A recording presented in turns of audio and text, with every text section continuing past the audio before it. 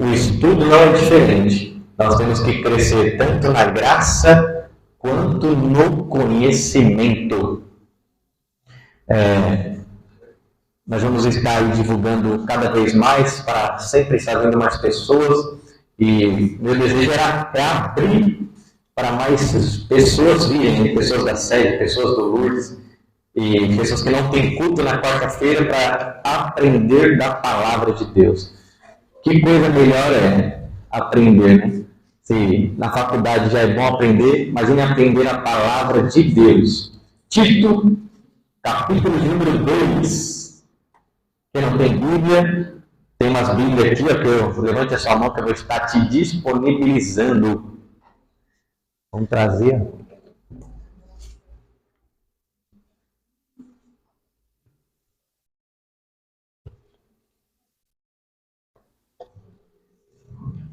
Tito, capítulo de número 2. Vamos ler do versículo 1 ao versículo de número 10.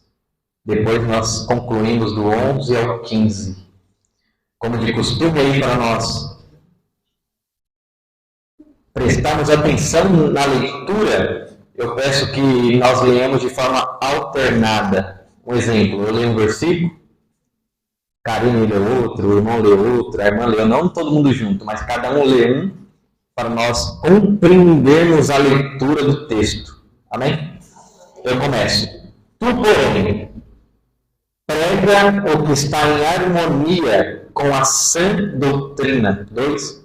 Prega-os que sejam sóbrios, graves, prudentes, sãos na fé, no amor e na paciência. 3. As mulheres idosas, semelhantemente, sejam sérias ou sérias no seu viver, como convém às santas, não caluniadoras, não dadas muito vinho, mestres do bem. 4. Dessa forma estarão aptas para orientar as mulheres mais jovens a amarem seus maridos e filhos. Assim, moderadas, castas, boas, donas de casa, sujeitas a seus maridos, a fim de que a palavra de Deus não seja blasfemada. 6. Exalta semelhantemente os conselhos que sejam moderados. Em tudo se dá o exemplo de boa obra. Na doutrina mostra a corrupção, gravidade e a sinceridade. Linguagem de sadia e ensino, para que todo juízo seja envergonhado, não tendo razão para falar mal de nós. Ensinam servos a obedecerem a seus senhores, agradando em tudo, não contradizendo. 10. A idade? Ninguém, pelo contrário, tem prova de toda a fidelidade, a fim de honrarem em todas as coisas a doutrina de Deus, nosso Salvador. Amém. Depois nós lemos do 11 ao 15, né? Só para nós recapitularmos aí o capítulo de número 1, Paulo está escrevendo essa carta aí a Tito, e é conhecido como uma das cartas pastorais, sendo elas 1 Timóteo, 2 Timóteo e Tito, que são os dois filhos na fé aí do apóstolo Paulo, né? Dentre outros, né? Mas os principais é Timóteo e Tito. Tito, ele é pastor jovem em Creta. Ele está alocado, ele dirige uma igreja em Creta. E sabemos aí que o contexto de Creta não é aqueles mais sadios, mas está em uma ideologia mundana terrível, onde Paulo instrui Tito a exortar, a ensinar e a aconselhar os irmãos que estão em Creta. No capítulo de número 2, não é diferente. Eu marquei aqui até umas orientações, sei que vocês muito nem vão conseguir entender a minha letra, mas eu vou explicando e mais para eu não me perder. Se você quiser anotar aí também. Quantos trouxe aí papel e caneta? Falei para trazer, hein? Olha! Tem pessoas que têm celular, aí nas próximas aulas aí, próximas palavras tragam, porque é importante. Quando nós escrevemos, a psicologia até fala, nos ajuda a memorizar mais, né? Tem vamos dizer, os portais de observação, né? De captação para a memória. Então, vamos lá. Eu quero começar com a pergunta: quem somos? Quem somos? Alguém chuta aí quem somos? Igreja? A Alene. Qual o nome que nós carregamos? Cristão. Nós somos cristãos. Então, aqui a resposta é, né? Nós somos cristãos. O que será que é um cristão, hein? Nós temos que entender que o pessoal em Creta, ele está deixando o mundo, como a nossa linguagem que nós usamos aqui hoje em dia, né? Fica até estranho quando você está lá no seu serviço, em meio de pessoas que não são cristãs, você fala assim, vocês são do mundo e eu sou da igreja. Fica estranha essa frase, mas é para nós tentarmos desmembrar que nós deixamos o velho homem e estamos vivendo um novo homem. Nós deixamos as velhas práticas e estamos vivendo em práticas novas. Igual Jesus falou lá para Nicodemos, é necessário vos nascer de novo, da água e do Espírito.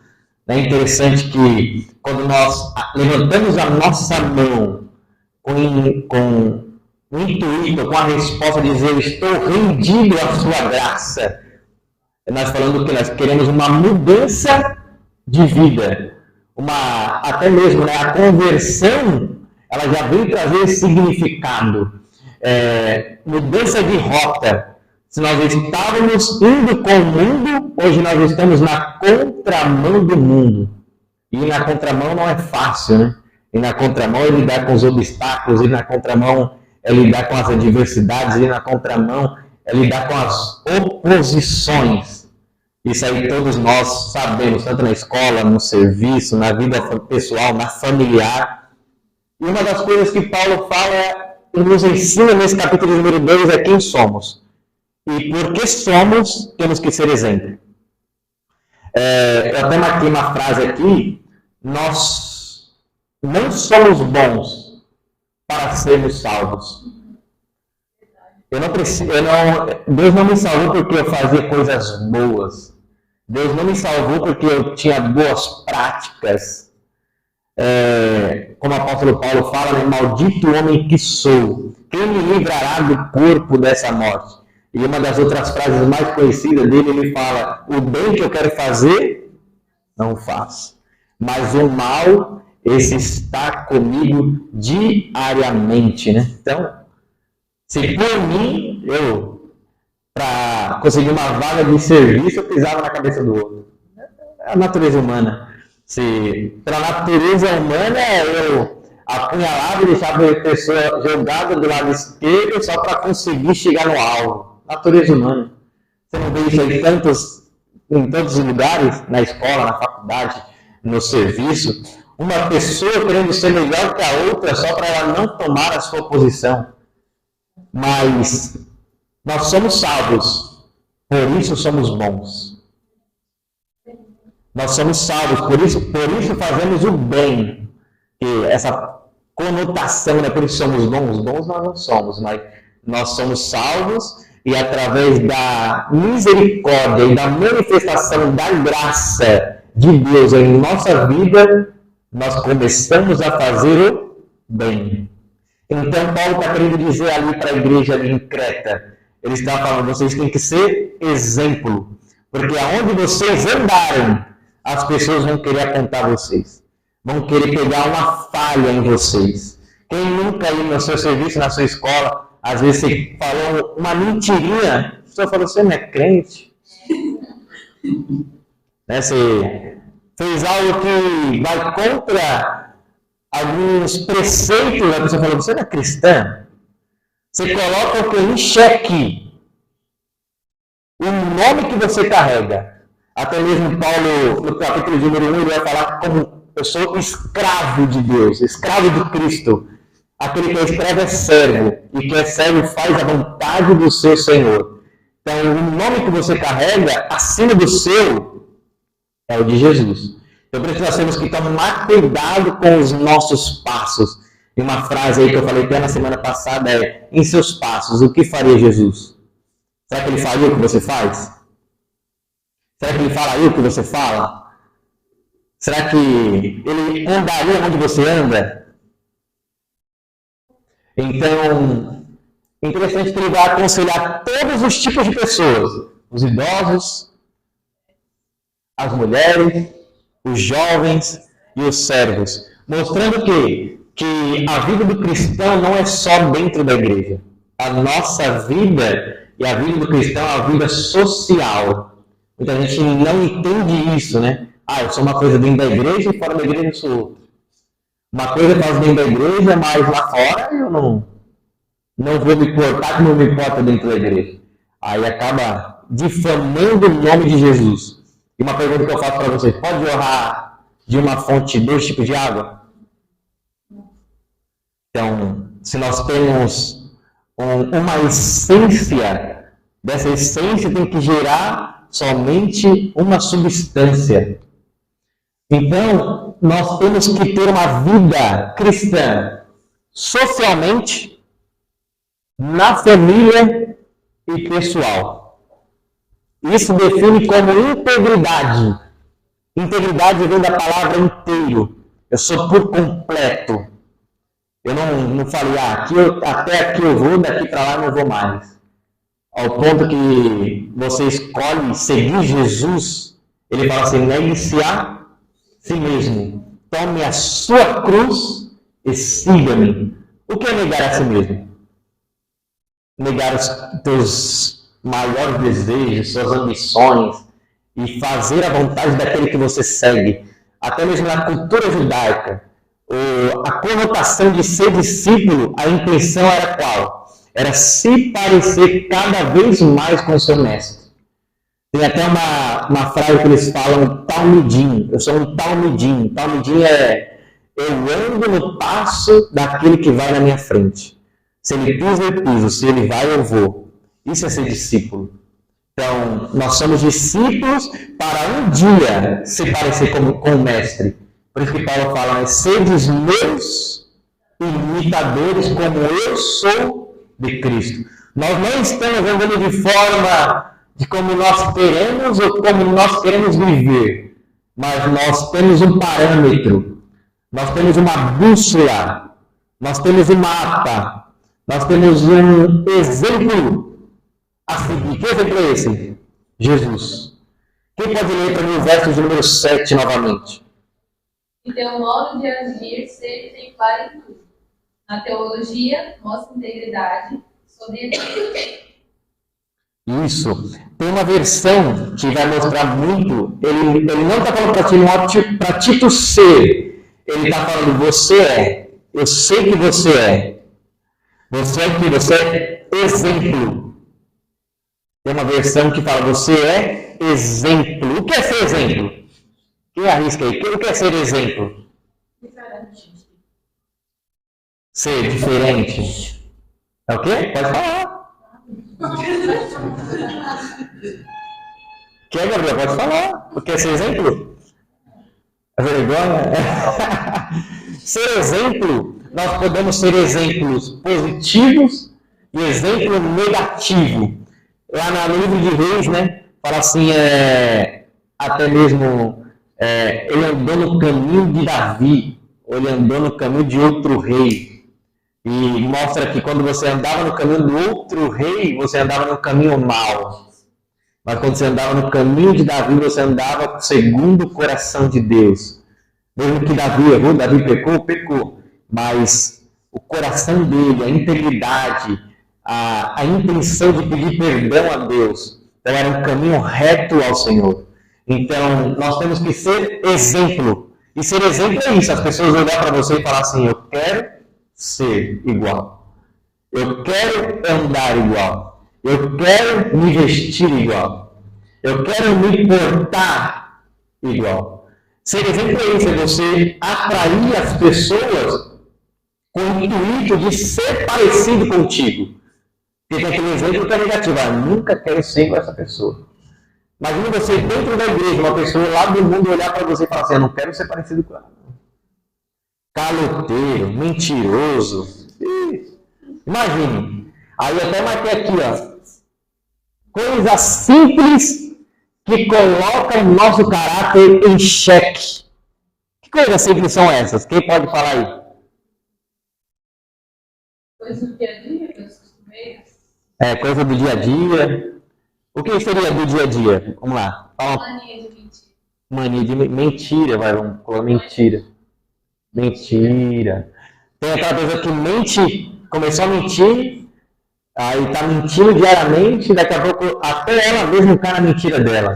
Né? Aí, meu Deus. Não falei aquilo aí, era mentira, né? É verdade.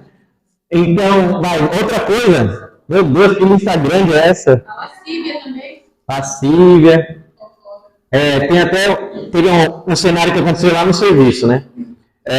Nós trabalhamos com o público. Então, nós trabalhamos 3 vendedores e 2 meninas no caixa. Aí, às vezes entra uma cliente, a cliente é bonita, você fala, a mulher é bonita. Aí os meninos que não são cristãos, automaticamente eles vão olhar, paralisar e até querer conversar com a pessoa. Aí as meninas do caixa olham assim, eu nunca vi o Wesley fazendo isso. E você vê como mais eu fizesse. A pessoa vai falar, não, eu não quero ser cristão porque é o que o Wesley faz. Você vê que os olhares estão fitados em você. Se os meninos fazem, é comum eles fazerem. Mas se você faz, tem alguma coisa de errado e eu não quero ser igual a você. Imagine lá em Creta. Paulo estava querendo dizer isso para os cristãos. As pessoas estão olhando para vocês.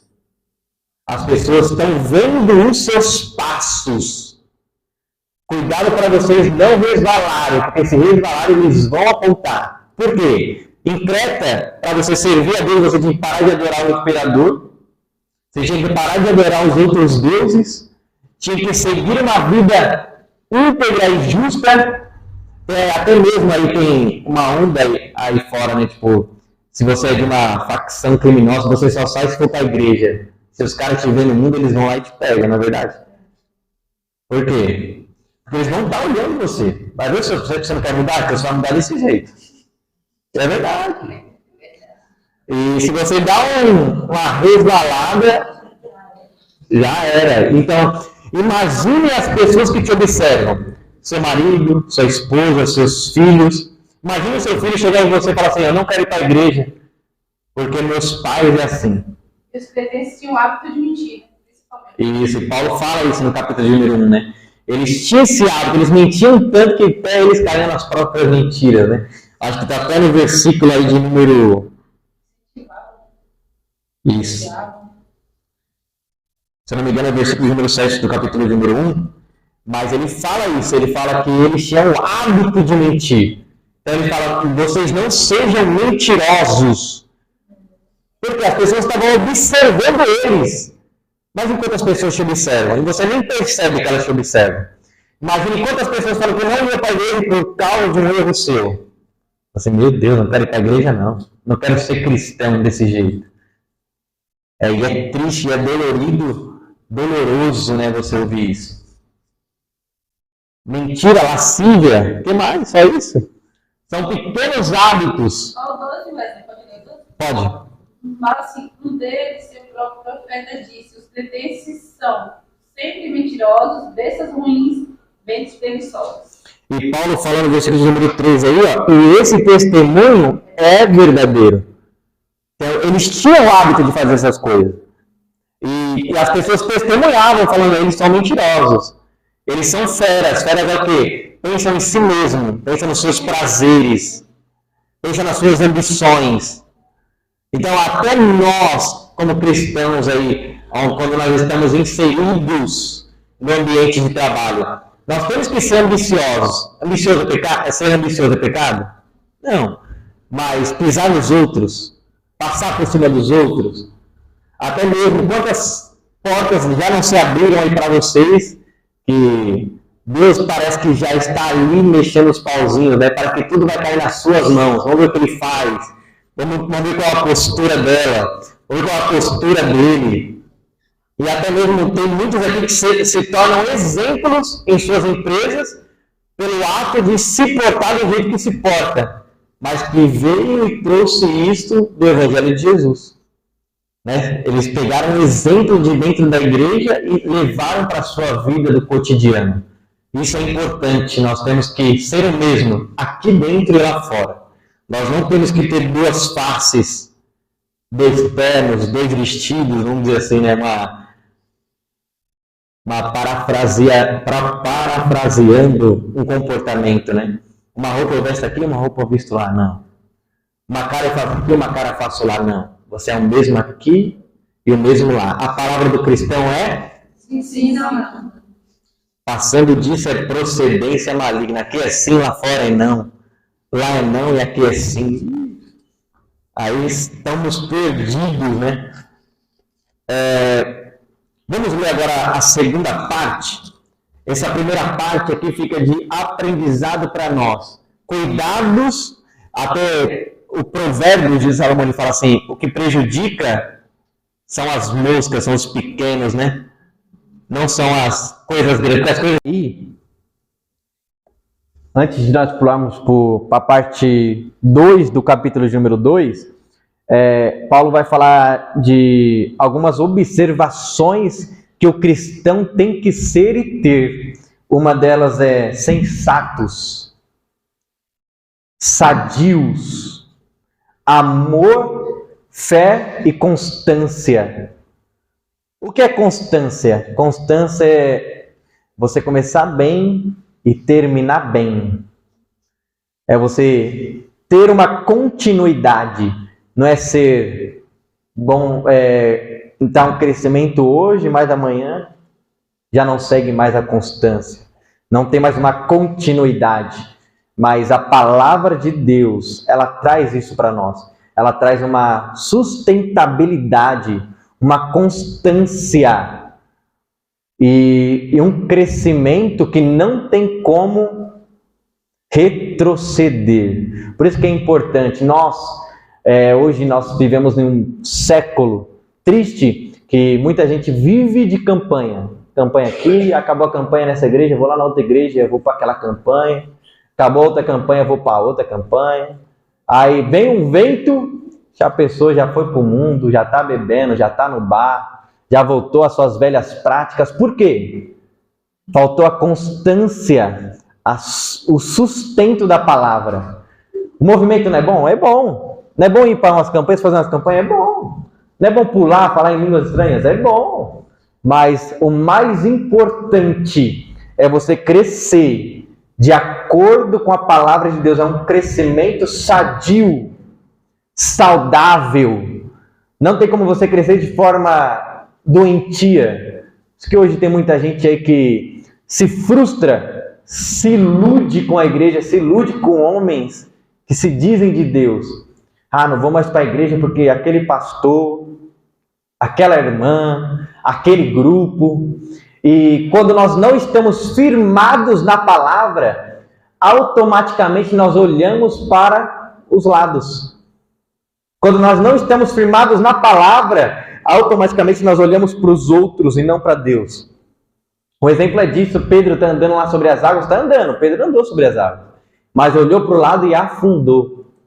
Mas quando nós focamos o nosso alvo, quando nós temos um alvo que é Cristo, pode vir o vento, pode vir os falatórios, pode vir as acusações, nós sabemos aonde nós queremos chegar e quem somos.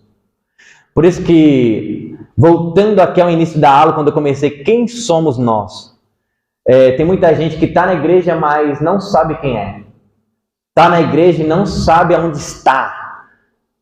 Está na igreja, mas estou indo lá, eu sou um simpatizante, estou lá para ouvir a palavra, é bom, me sinto leve, me sinto confortável. Depois sai das portas da igreja e já volta a todas as práticas, mas a igreja não é para isso. Nós estamos aqui para ter uma vida de crescimento com Deus, uma vida de constância. Nós temos que carregar em nós a marca do Evangelho de Cristo. E hoje aí, infelizmente, tanto no meio dos jovens quanto dos irmãos, das irmãs, hoje muita gente se aparta, né, da fé. Mas prove a Deus que venha guardar todos nós aí e nos dar, né, uma sustentabilidade na palavra dele. Por isso que é importante nós estarmos em estudos bíblicos, né? Tem pessoas que falam, não gosto de escola dominical, não. Não gosto de doutrina. Não gosto de palavra de Deus. Mas o que te sustenta? Qual é o seu alimento? Seu alimento é o quê? Ficar pulando e depois o que pregou? Não sei o que pregou, não. Sei que foi bom. Sei que alimentei a carne, dei uns pulinhos, suei e estou indo para casa. É verdade. Mas aí quando vem o vento, aquele que permanece, aquele que está firmado na rocha. É verdade? Vamos lá? Esse capítulo, essa segunda parte aí, eu amo esse versículo. A graça, ela se manifestou no meio dos homens. Quem é a graça? O amor merecido de Jesus. Verso de número 11 aí. Que a graça de Deus é manifestada. É o favor imerecido. Nós conhecemos a graça como favor imerecido, né? Mas eu amo esse versículo porque a conotação, vamos dizer assim, né, da palavra do apóstolo Paulo nesse versículo, acho que ele é totalmente diferente de todos os outros que ele fala da graça. Ele está trazendo o próprio Jesus como a graça. Ele falou que qual é a manifestação da graça? Quando foi a manifestação da graça? Todos os dias na nossa vida, mas por intermédio de Jesus. Mas esse versículo de número 11 está falando exatamente quando a graça se despiu. Quando Jesus se despiu da sua glória e veio ao mundo, ela se manifestou. Até a palavra aqui no hebraico é uma epifania. É uma manifestação de Deus. A manifestação de Deus veio em forma de graça, que é Jesus. Qual é a forma do amor aí para os nossos dias? É um coração, não é? Qual é a forma de força? Aquele raiozinho, né, o flash, né? Qual é a força aí igual de velocidade? Também é o flash. E qual é a forma da graça? Jesus. Jesus, ele é a manifestação da graça em nós. Por através dele, ele veio. E é interessante que eu até marquei, ó. A graça se manifestou no meio dos homens. Aqui nessa segunda parte aqui, depois nós vamos chegar, ele fala de dois tipos de manifestações de Deus. Como epifania. Primeiro, a manifestação da graça e a manifestação da glória. E nós vamos chegar na manifestação da glória aí. Mas é interessante quando ele fala manifestação da graça, ele traz exatamente quando Jesus, quem pode ler para mim em Filipenses 2? Filipenses 2. Vamos falar de Bíblia, né? Filipenses 2. Dois primeiros? 5, 6. Nós vamos só para verso de número 8. 5 ou 8? 7, vamos começar do 7. Mas ele inclinou-se a si mesmo, tomando a forma de servo, fazendo-se semelhante aos homens. Pode ler. E achando na forma de homem, humilhou-se a si mesmo, sendo obediente até a morte de cruz. Pelo que também Deus o exaltou soberanamente e ele lhe deu um nome que é sobre todo nome. Amém. Vamos lá, vamos paralisar esse versículo aí.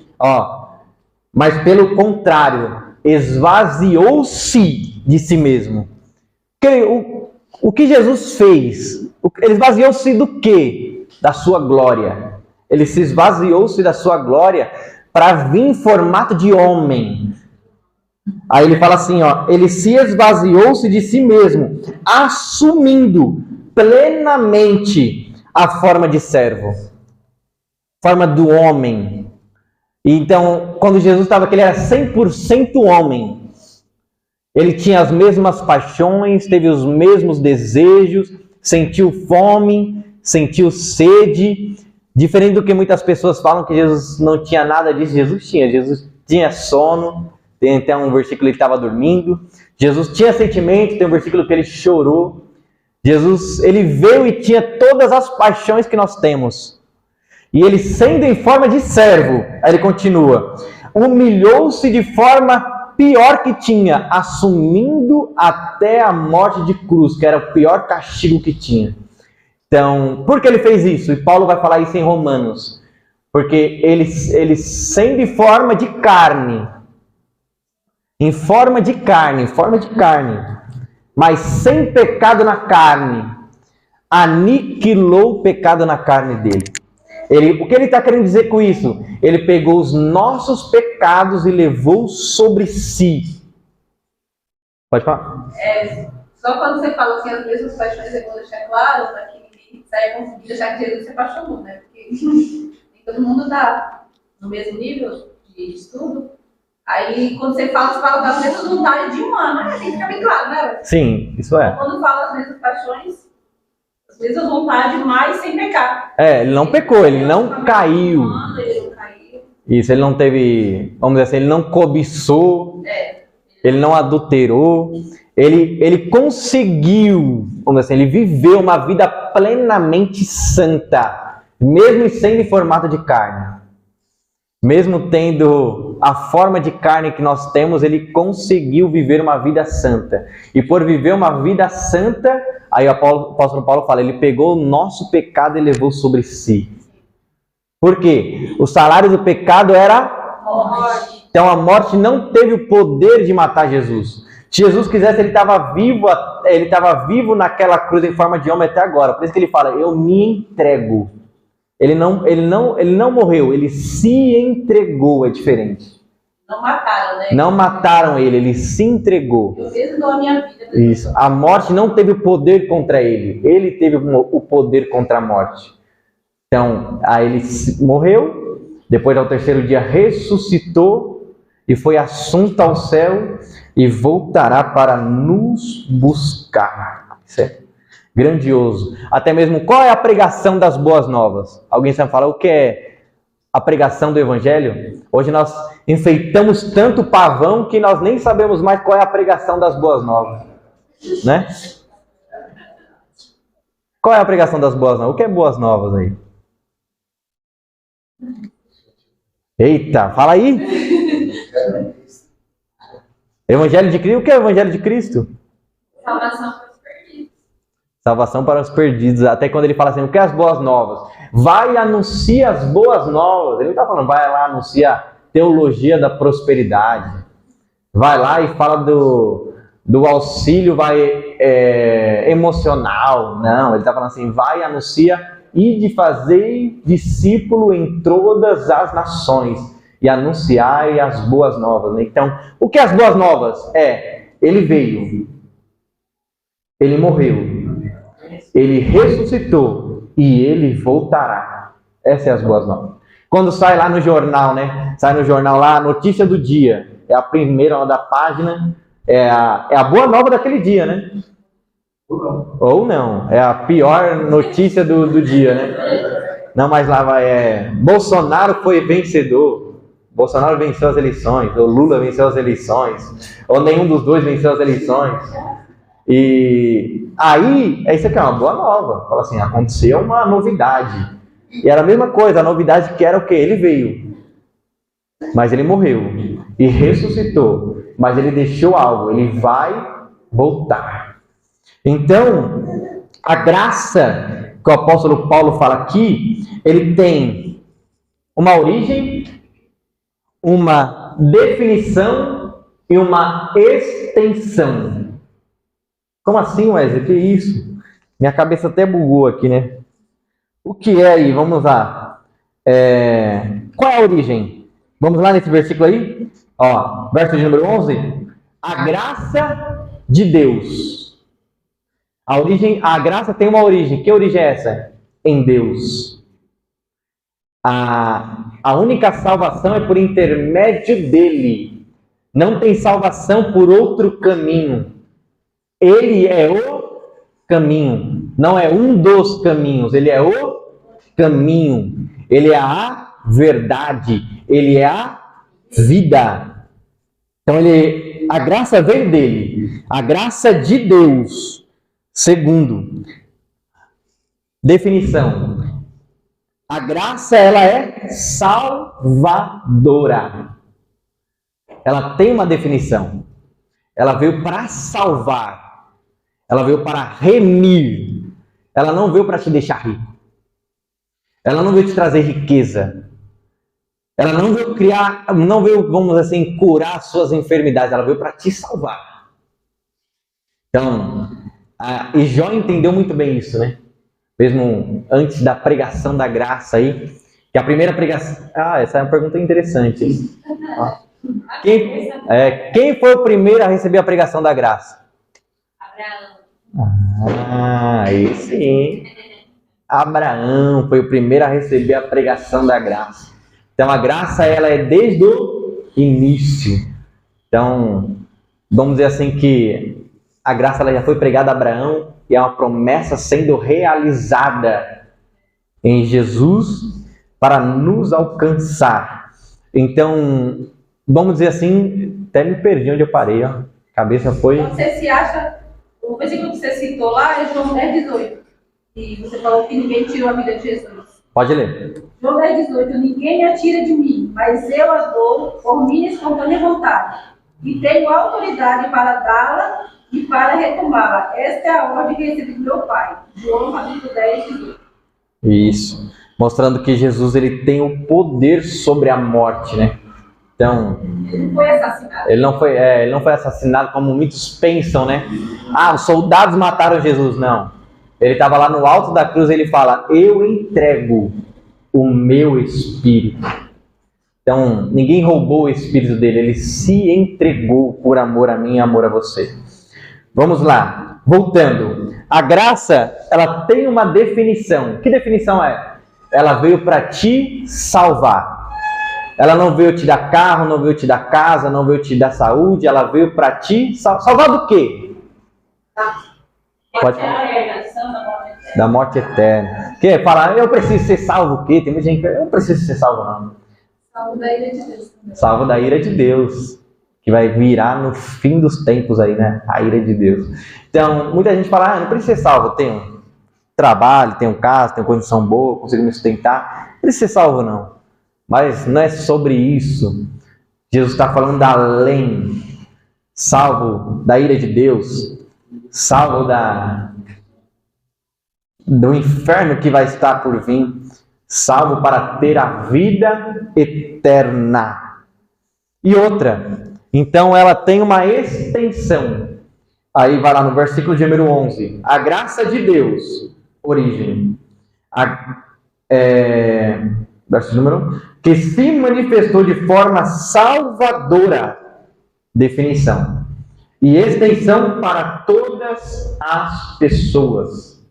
Então ela tem uma extensão. Ela não olha se você é rico, se você é pobre, se você é negro, se você é branco, se você é judeu, se você é gentil. Ela veio para todas as pessoas. Então, vamos dizer assim que ela estende a todas as raças, né? Todos os seres humanos aí. Muita gente fala, você não é digno da salvação. A graça de Deus, ela se manifestou para todas as pessoas, né? Vamos lá. Então, ela tem uma origem, uma definição, uma extensão. Posso fazer uma pergunta? Ou não? Vocês estão preparados? Tem que responder. A gente não souber, a gente estuda e responde com isso. Não, isso é. A graça se originou em quem? Fala alto? Pode falar. Deus. Em Deus. A graça vem trazer a definição do quê? Salvação. E qual é a extensão da graça? Todos os homens. Isso, olha aí sim, ó, todos estão. Se alguém te perguntar aí o que é a graça? A graça é favor imerecido, sim, mas ela é muito mais que isso. ela é o próprio Jesus. É a manifestação de Jesus em nosso meio. Vamos lá. Aqui Paulo vem trazer a graça como forma pedagógica. O que é uma forma pedagógica? Ela vem educar. Ela vem educar o quê? Educar a negar o mal. Educar a rejeitar os falsos ensinos. Vamos lá, versículo número 12. Ela nos orienta a renunciar à impiedade e às paixões mundanas. Pela graça. A graça ela é educadora. Não é que eu nasci sem paixões humanas, não. Mas a graça está agindo em mim e me educando a abandonar o desejo do mundo, a abandonar a vontade de fazer o mal, está me educando a me parecer mais com o comportador e o distribuidor da graça que é Jesus. Glória a Deus. E por isso que nós falamos lá no início, né? Nós não somos salvos porque somos bons. Nós se tornamos bons porque somos salvos. Uma dessas coisas é a funcionalidade dos frutos do Espírito. Quem sabe o que? Quais são os frutos do Espírito aí? Equilíbrio. Equilíbrio. Aquela pessoa que era desequilibrada, quando vem para dentro da casa de Deus, a graça vai te educar a ser equilibrado. Quem mais? Fala aí. Amor, paz, alegria, longanimidade, humildade, temperança, mansidão. Isso. Quantas pessoas aqui, quando era do mundo, hoje se olha no espelho e fala, meu, como eu mudei? Hã? Todos nós, né?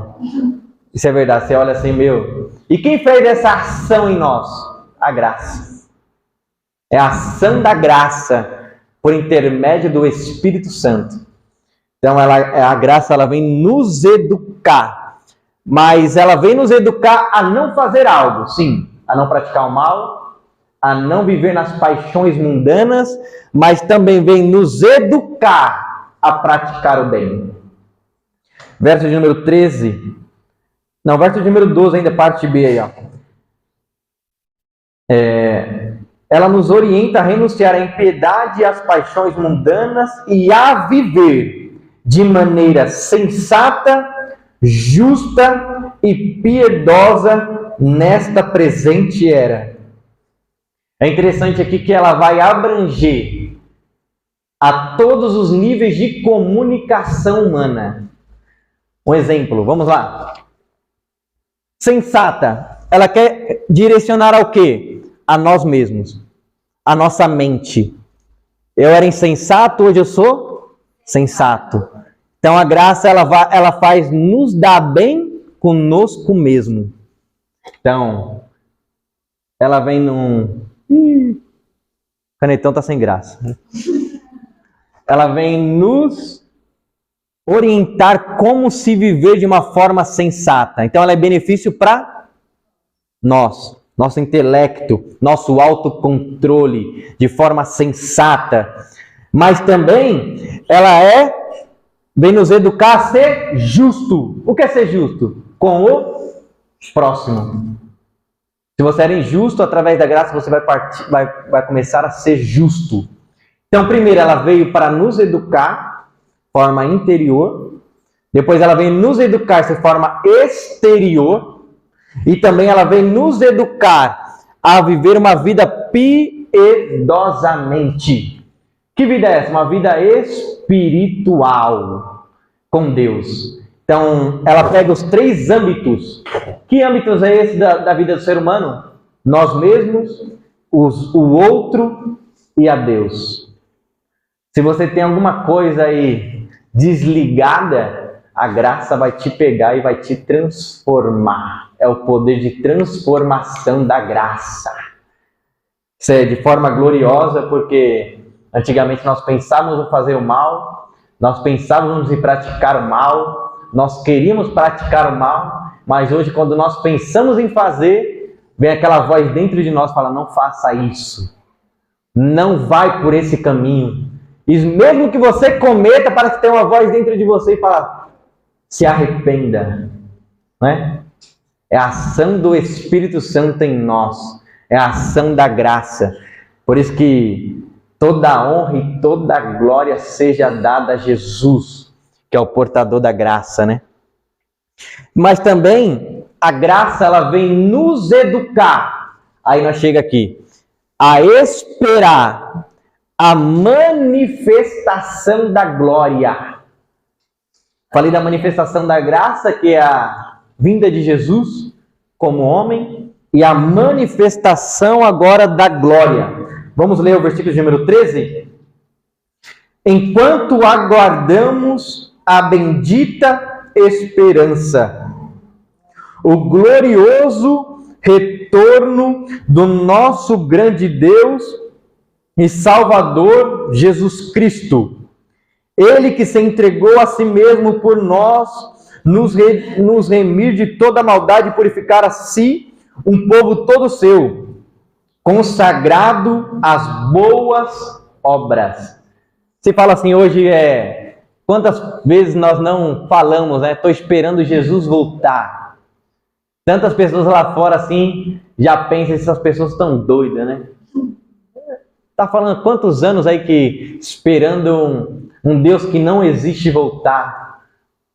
Para o mundo, um homem morto que morreu há tanto tempo atrás voltar. Para a filosofia, a mesma coisa. Um homem de ideologia voltar. Se o cara está morto. Mas para nós, não. Ele está vivo e ele deixou uma promessa. Que promessa é essa? Que vai voltar. E quem faz nós ter esperança nisso? A graça. A graça nos educou a ter esperança na volta gloriosa dele. Aí que eu falo, a manifestação da graça, a primeira manifestação, e agora a manifestação da glória. Aqui a palavra também no hebraico é epifania. Então Paulo, nesses 4 versículos, aí ele vai falar de 2 manifestações de Jesus. A manifestação como homem e a manifestação como Deus. A manifestação da graça e a manifestação da glória. A manifestação do cordeiro e a manifestação do leão. A manifestação do noivo e a manifestação do rei. Então, pode ter esperança, porque ele voltará. Amém? E Paulo termina falando assim, prega essas instruções. Que instruções são essas? A graça. Encoraja e repreende com toda a autoridade. Você está com a palavra. Você conhece a palavra. Não tenha medo de falar. Se você sabe o que falar, então fale. E ele fala assim, e que ninguém te menospreze. Aí tem um aspecto da idade, que Tito era novo, e tinha um aspecto da onde ele estava inserido. Que ninguém menospreze, ninguém cale a sua boca. Deus te deu autoridade para pregar. E pregar o quê? Pregar a graça. Amém? Alguém tem perguntas? Abro aí. Se que tiver perguntas, pode perguntar. Ninguém? Ah, então a aula foi bem explicada. Foi bem explicada? Todos entenderam? Não, amém. Então fico feliz aí. E uma conclusão. Ou eu quero fazer uma pergunta para vocês. Eu gosto de fazer pergunta. Trazer até um chocolate. Assim, quem acertar ganha um chocolate. É verdade. Quem é a graça? Ganhou um chocolate. Amém. Então nós venhamos saber que Jesus é a graça manifesta de Deus. Amém? Hoje está passando para o nosso pastor, ele vai fazendo a conclusão. E espero todos aqui quarta-feira que vem para o término da carta de Tito. Depois nós vamos estudar outras cartas aí do apóstolo Paulo. Amém? Essa. Amém.